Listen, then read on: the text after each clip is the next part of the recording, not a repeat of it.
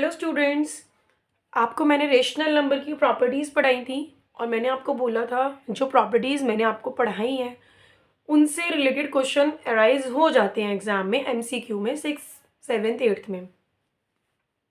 Hello students, last class में मैंने आपको प्रॉपर्टीज़ पढ़ाई थी और मैंने आपसे लास्ट में ये भी कहा था कि जो मैं प्रॉपर्टीज़ पढ़ा रही हूँ इन पे कई बार क्वेश्चंस आ जाते हैं पेपर में, एग्ज़ाम में, एमसीक्यू में पूछ लिया जाता है आपसे 7th और 8th क्लास में। तो क्वेश्चन कैसे अराइज होता है? क्वेश्चन आएगा, नेम द प्रॉपर्टी।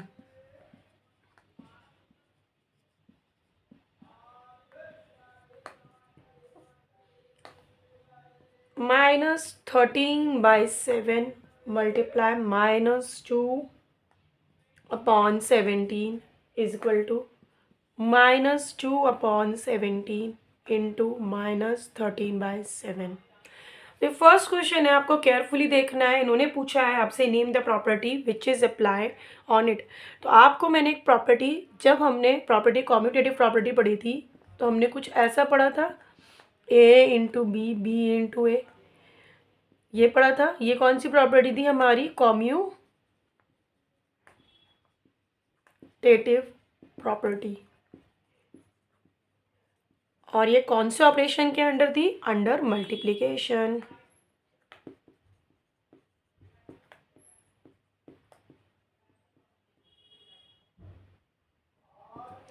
ठीक है, तो अब इस क्वेश्चन का आंसर क्या हुआ? Commutative property. आंसर क्या है? Commutative property under multiplication.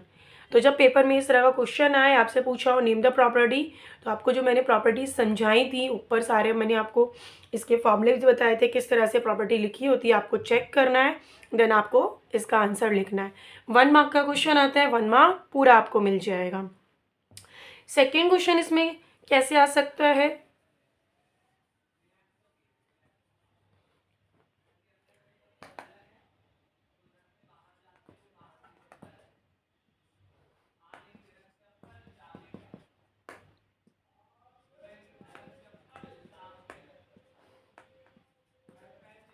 अब आप देखो, ये वाला भी आपको बताया था, a plus B, B plus A. ये क्या था हमारा? ये भी हमारा कॉम्यूटेटिव प्रॉपर्टी था। आपको याद हो तो ये भी हमने पढ़ा था, पर ये कौन से ऑपरेशन के अंडर पढ़ा था? कॉम्यूटेटिव प्रॉपर्टी के एडिशन के अंडर। तो इसका नाम क्या होगा? इसका आंसर क्या हो जाएगा? Commutative property under addition. Is that clear students? तो इस तरह से क्वेश्चंस आते हैं कॉम्यूटेटिव प्रॉपर्टी के ऊपर। मे बी यहाँ पे सब्ट्रैक्शन ऑपरेशन लगा के पूछा हो तो ये नॉट इक्वल दे रखा होगा। वैसे सब्ट्रैक्शन के ऊपर आता ही नहीं है, इसी पे ही आएगा। ठीक है, सब्ट्रैक्शन पे वेरीफाई करने के लिए आ सकता है कि वेरीफाई करो LHS not equal to RHS। Property का नेम नहीं पूछा जाता, जिन पे वैलिड होती है प्रॉपर्टी सिर्फ उन्हीं के नेम पूछे जाते हैं।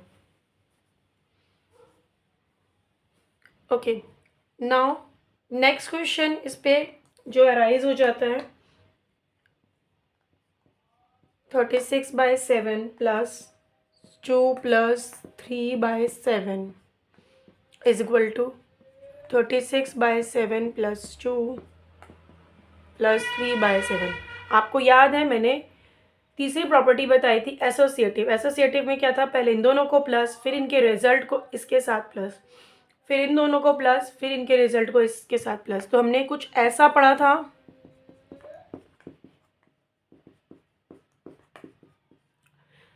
ओके। तो ये कौन सी प्रॉपर्टी है? आपको रिमेंबर हो गया कौन सी प्रॉपर्टी है ये? Associative property